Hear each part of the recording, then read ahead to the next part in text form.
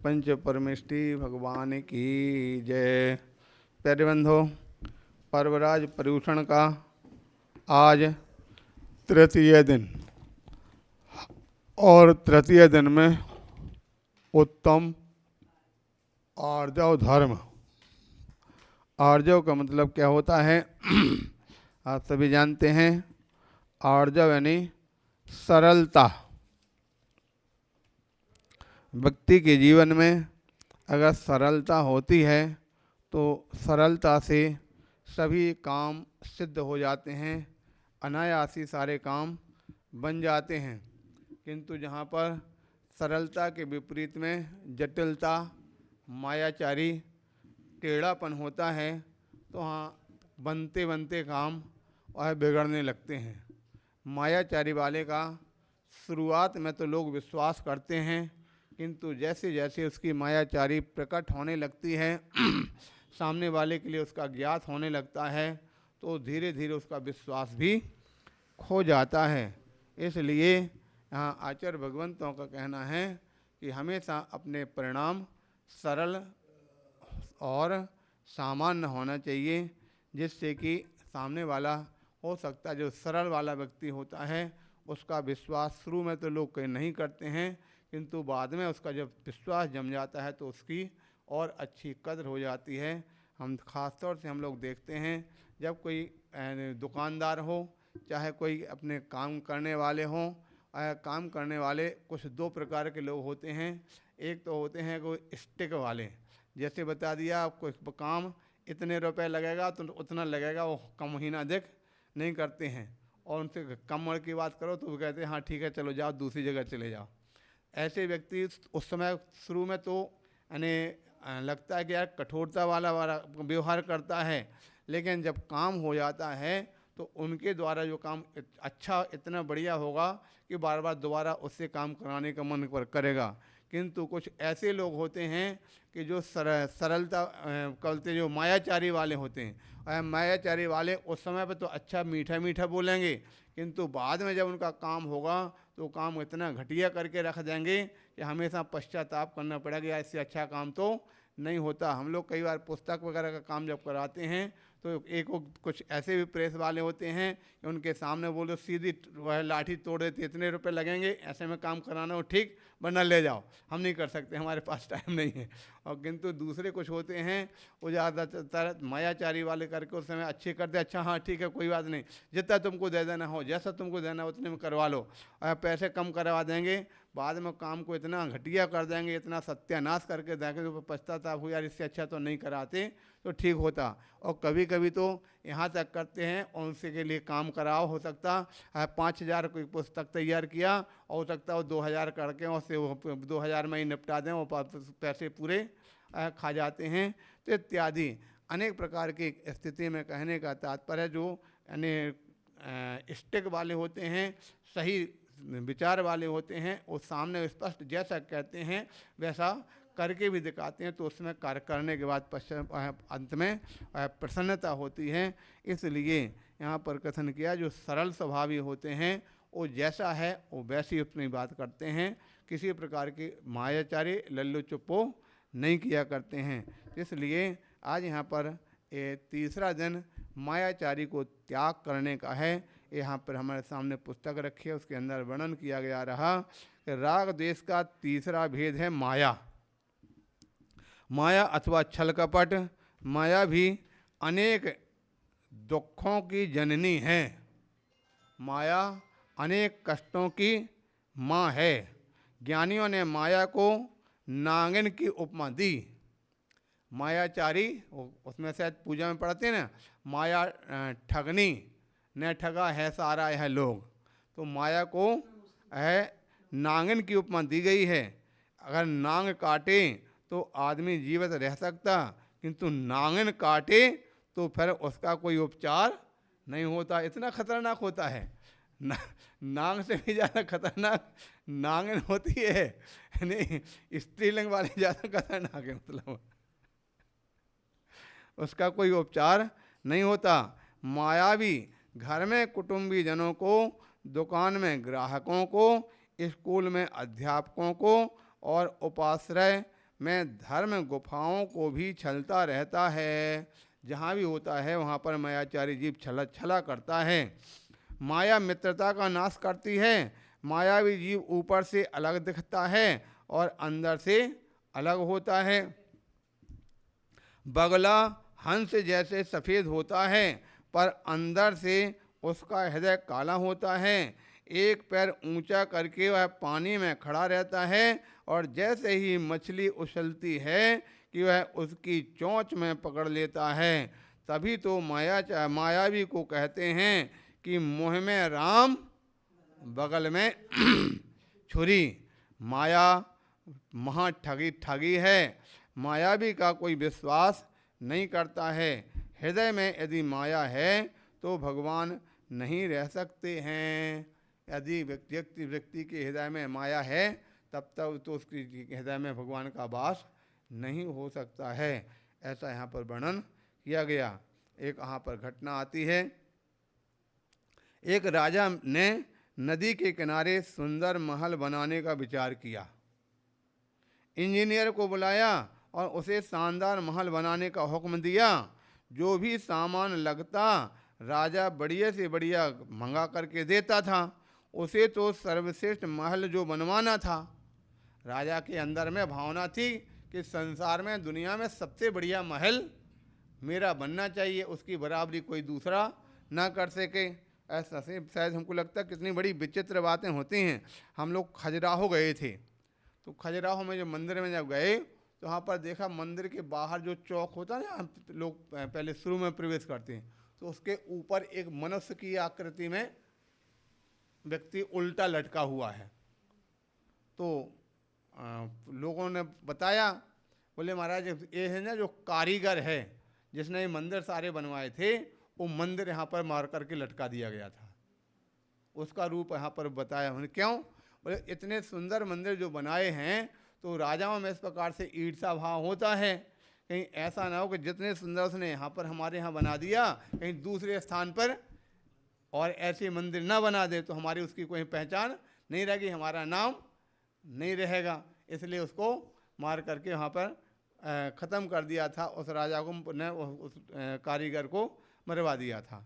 तो शायद इसी प्रकार की घटना जहाँ तक उसके भी सुनते हैं, आगरा का ताजमहल, उसकी भी इसी प्रकार की घटना सुनते, जिस कारीगर ने बनाया था उसको राजा ने वहीं पर ख़त्म करवा दिया था। हाँ, हाथ काट दिया था। तो इस प्रकार से कई इस प्रकार से बताओ, ये भी अपने आप में बहुत बड़ी विचित्र समस्या है। बोले अच्छा काम कर लिया तो हाथ काट दिए। और एक जगह कहीं लिखा था किसी स्त्री के बारे में, वो बहुत सुंदर थी।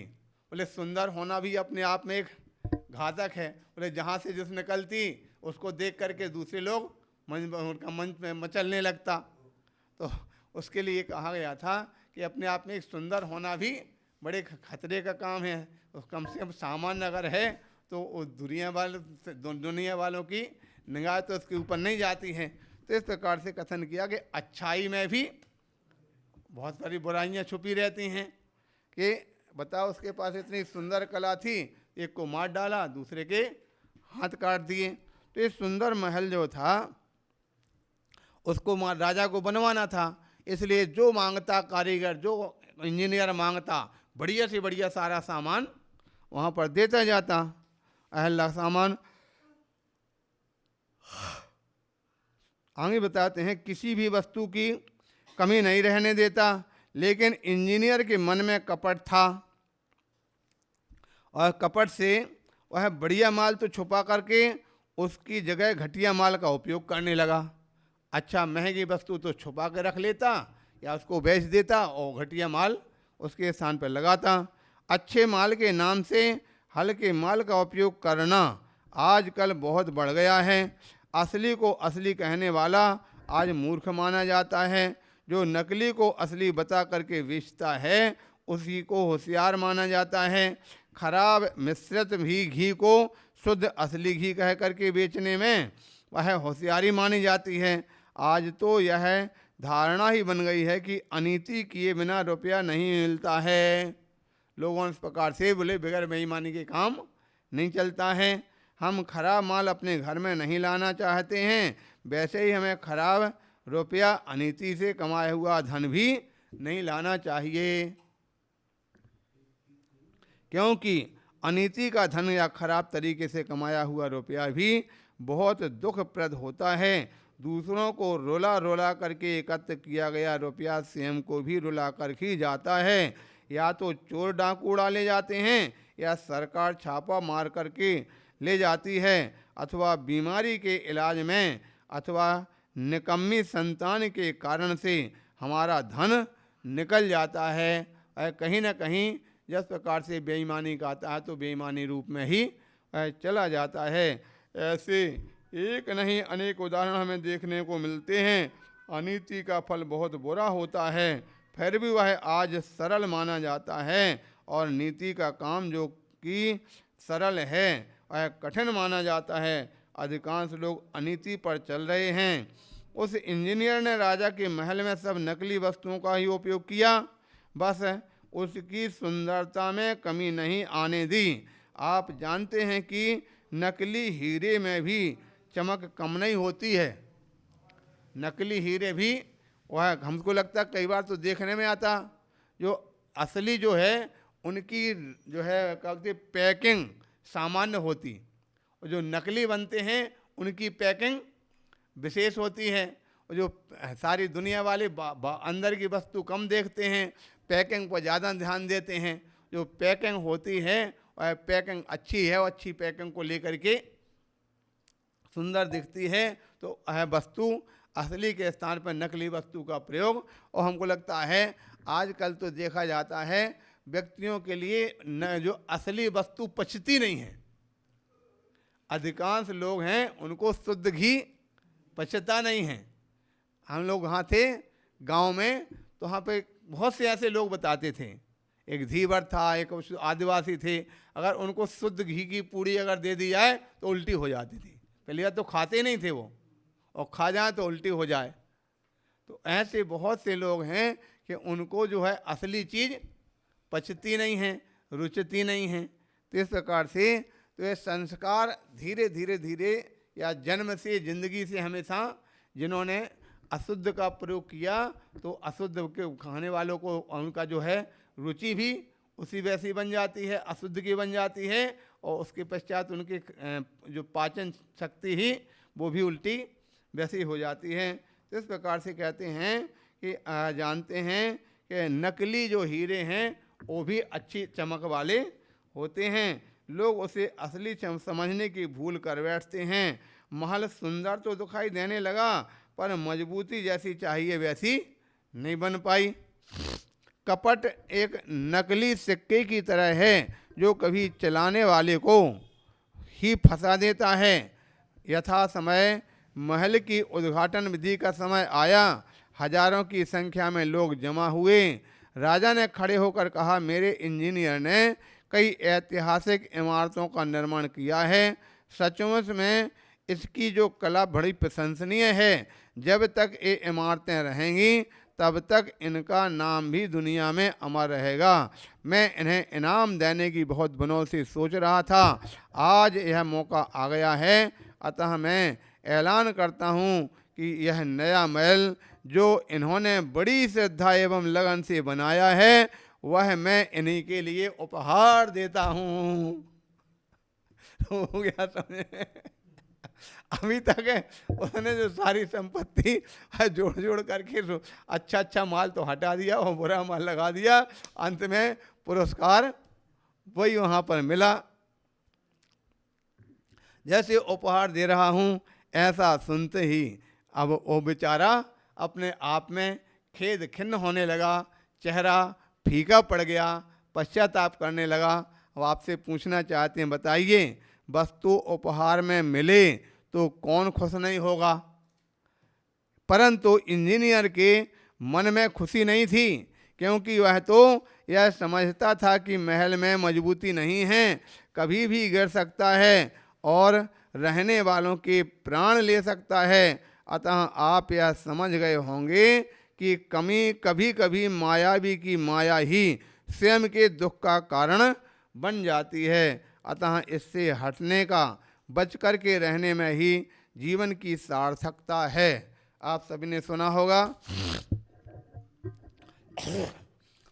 जब पांडव और कौरव अपने समय में रहते थे, पांडवों को पहले अज्ञातवास हुआ था, लौट करके वापस जब आ जाते हैं तो उस समय कौरव राजा थे। तो कौरवों ने महल तैयार कराया था, किसको? पांडवों को रहने के लिए। कौन सा नाम था उसका? लाखा भवन। लाखा भवन, लाखा भवन का मतलब कितना सुंदर लगता नाम। लाखा भवन सुनकर के कितना बढ़िया नाम लगता, लेकिन लाखा भवन का मतलब क्या होता? लाख का भवन। लाख जानते ना, लाख से चूड़ी बनती। अच्छा, चूड़ी थोड़ी बनती लाख से।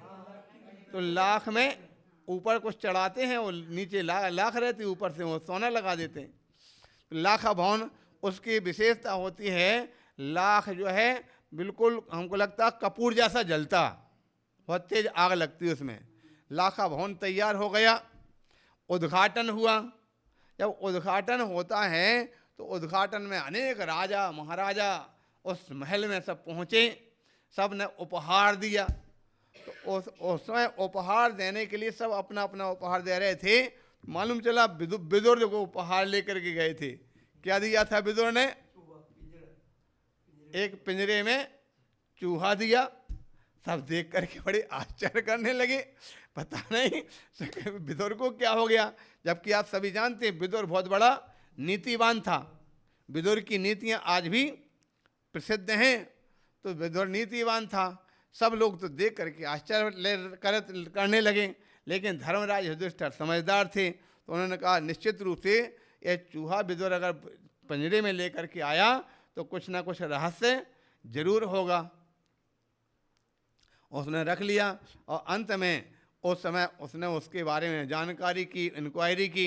इंक्वायरी की करने के बाद मालूम चला उसके लाखा भवन जो है ये कौरवों ने इन पूरे पांडवों को मारने की भावना से तैयार, जलाने की भावना से तैयार किया है कि जब पांडव उसमें रह रहे होंगे तो आग लगा देंगे तो उसी में जल जाएंगे। ठीक हो गया। तो इस प्रकार से उन्होंने क्या किया, पांडवों ने क्या किया, अपने महल से लेकर के और शमशान घाट तक एक बहुत लंबी सुरंग खुदवाई। ठीक है, और सुरंग खुदवा करके जैसे यहाँ पर मालूम चलता बाहर से आग लगी तो उस सुरंग से निकल करके बाहर चले गए। और वहाँ जो शमशान घाट में कोई मुर्दा उर्दा पड़े थे, बुला जा कर के वहाँ पर पटक दिए। तो जब आग बुझी तो वहाँ पर मुर्दा जले हुए पड़े और मिल गए। तो ये समझ गए कि हमको लगता अब तो पांडव मर चुके, जल गए। लेकिन वो निकल करके भाग गए थे और भेष बदल करके कहाँ रहने लगे थे? राजा विराट के यहाँ पर ब्राह्मण बन करके रहने लगे। अंत में फिर वो घटना आती है जब स्वयंवर होता है, किसका? द्रौपदी का। द्रौपदी के स्वयंवर में अनेक राजा पहुँचते हैं। कोई भी राजा उस समय पर जो राजा द्रौपद ने क्या बना करके रखा था, ऊपर एक चक्र बनाया, उस चक्र में एक मछली बना दी, नीचे तेल भर दिया और उसमें कहा इस तेल में देख करके घूमती हुई मछली की आंख में निशाना लगाओ। जो ये निशाना लगा देगा मैं उसे ही मानूंगा सबसे बड़ा धनुर्धर है, उसी के साथ शादी करूंगा। मालूम चला एक से एक राजा, सारे राजा हार गए, कोई उसमें निशाना नहीं लगा पाया। तो उस समय पर राजा द्रौपद अपने बहुत बड़े खेद खिन्न होते, बहुत बड़े अपने आप में लाचार होकर के अपने आप को धिक्कार करते। धिक्कार हो मेरे जीवन में, क्या समझूं कि शायद आज पृथ्वी पर कोई धनुर्धर नहीं बचा। मेरी बेटी बेचारी बगैर स्वयंवर की, मेरी एक आकांक्षा से, एक परीक्षा से बेटी मेरी कुंवारी रह जाएगी, उसकी शादी नहीं हो पाएगी क्योंकि कोई धनुर्धर मिल ही न रहा। ऐसा वो अपने मन में खेद कर रहा था, बोल रहा था। तो इतने में सामने अर्जुन बैठे थे। तो युधिष्ठिर ने वहाँ इशारा किया, जाओ अर्जुन निशाना लगाओ। अर्जुन हाँ कूद करके पहुंचते हैं, पहले मैं निशाना लगाऊंगा। पहली बात तो निषेध हुआ, बोले नहीं ये क्षत्रिय की कन्या है और क्षत्रिय ही इसमें निशाना लगा सकता है। फिर भी वहाँ पर बात आई नहीं, कोई भी हो निशाना लगाने का सबको अधिकार है। तो अंत में जो अर्जुन ने देख करके नीचे मारा निशाना, तो तुरंत है भेद हो गया, लक्ष्य भेद हो गया। तार चारों तरफ तालियां गड़गड़ा पड़ी कि हाँ। और उसके बाद जैसे ही यहाँ पर जब अब जो उसने निशाना लगाया तो वो शादी उसके साथ होने वाली थी। अब यहाँ पर जो अन्य जो राजा थे, यहाँ दुर्योधन ने चाल चली, यार ये तो गड़बड़ हो रहा, क्षत्रिय की कन्या और ब्राह्मण बराबर यहाँ पे शादी करके ले जा रहा। तो जा करके उन्होंने युद्ध छेड़ दिया, सारे क्षत्रिय राजा मिल करके और वहाँ पर युद्ध छेड़ने लगे, ले जाने लगे, नहीं इसको नहीं ले जाने देंगे, क्षत्रिय कन्या को क्षत्रिय के साथ ही शादी होना चाहिए। अंत में वो उस समय भी युद्ध हुआ और युद्ध होने में फिर एक और अर्जुन और उसका पूरा पक्ष परिवार और दूसरी ओर अन्य जो राजा, युद्ध होने में अंत में उनको जब कलते थोड़ी देर युद्ध चला, अंत में किसके द्वारा, शायद पितामह भीष्म या गुरु द्रोण, उन हाँ अर्जुन ने पितामह के चरणों में बाण छोड़ा, गुरु द्रोण के चरणों में बाण छोड़ा। तो उन्होंने स्पष्ट कर दिया कि ये ब्राह्मण नहीं, ये तो पांडव हैं, अर्जुन हैं। जो सोच रहे थे कि अर्जुन मर गए, लेकिन अर्जुन मरे नहीं, ये अर्जुन ब्राह्मण के भेष में यहाँ पर रह रहे हैं। ठीक हो गया। तो कहने का तात्पर्य है अंत में फिर वो उसको स्वयंवर हो जाता है, शादी हो जाती। तो कहने का तात्पर्य है वो लाखा भवन भी जो बनाया गया था, तो कैल के लिए बनाया था, मायाचारी से बना था कि इसको हम जला करके वो पांडवों को जला देंगे। लेकिन जाको राखे साइया मार सके ना कोई। उस समय उनका पांडवों का पुण्य इतना पुण्य तीव्र था कि उस समय पर कोई उसको मार सका नहीं है। और बात बिल्कुल सत्य है। जब तक व्यक्ति का पुण्य तीव्र होता है, जब तक व्यक्ति की आयु प्रबल होती है, तब तक कोई कितना भी कोशिश करे उनको मार सकता नहीं है। किंतु जब आयु कर्म जब यानी नज़दीक आ जाता है, आयु की क्षीण हो जाती है, तो थोड़ा सा निमित्त मिलते ही व्यक्ति का अंत हो जाता है। आप सबने सुना होगा श्री कृष्ण के लिए कितने बार मारने की कोशिश की कंस ने, और दूसरा कौन सा, नहीं कंस और जरासंध और कंस, ये दोनों मामा भांजा थे शायद, दोनों ने खूब मारने की कोशिश की कितने बार। पहले तो सबसे पहले तो जहाँ कलते जब गर्भ में था या जन्म होते मारने की कोशिश की। फिर बाद में पूतना बना करके जहर का दूध पिलाने की कोशिश की, तब भी वह नहीं मर पाए। उसके बाद फिर एक बार हाँ खूंटे से बांध दिया और जा करके वो खूंटा उखाड़ करके लेके गए, तो दो पेड़ बन करके आ गए और उनको दबाने की कोशिश की, तब भी नहीं मर पाए। और एक बार फिर युद्ध पहलवानों से युद्ध लड़ाया, तो युद्ध पहलवानों से जो विजय प्राप्त कर लिया।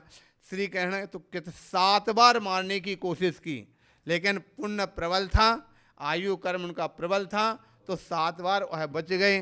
किंतु अंत में जब आयु कर्म समाप्त हो गया, तो वह किसी और की नहीं, स्वयं अपने भाई के एक छोटा सा बाण लगते ही अंत हो जाता है। इसलिए कहने का तात्पर्य है मायाचारी जीव अपनी मायाचारी करने का प्रयत्न पुरुषार्थ करता जरूर है, लेकिन उसकी मायाचारी जब तक प्रकट नहीं होती है तब तक उसका वह अपना करता रहता है। किंतु जैसी मायाचारी प्रकट हो जाती है तो वह मारा जाता है, उसका विश्वास समाप्त हो जाता है, फिर उस पर कोई ध्यान नहीं देता है। इसलिए यहाँ पर जो कथन किया गया कि हे भव्य जीव, मायाचारी छोड़ना और क्या करना, आर्जव धर्म सरलता को प्राप्त होना, यही मनुष्य जीवन की सार्थकता है, यही धर्म का सार है, ऐसा जानना चाहिए। बोले महावीर भगवान की।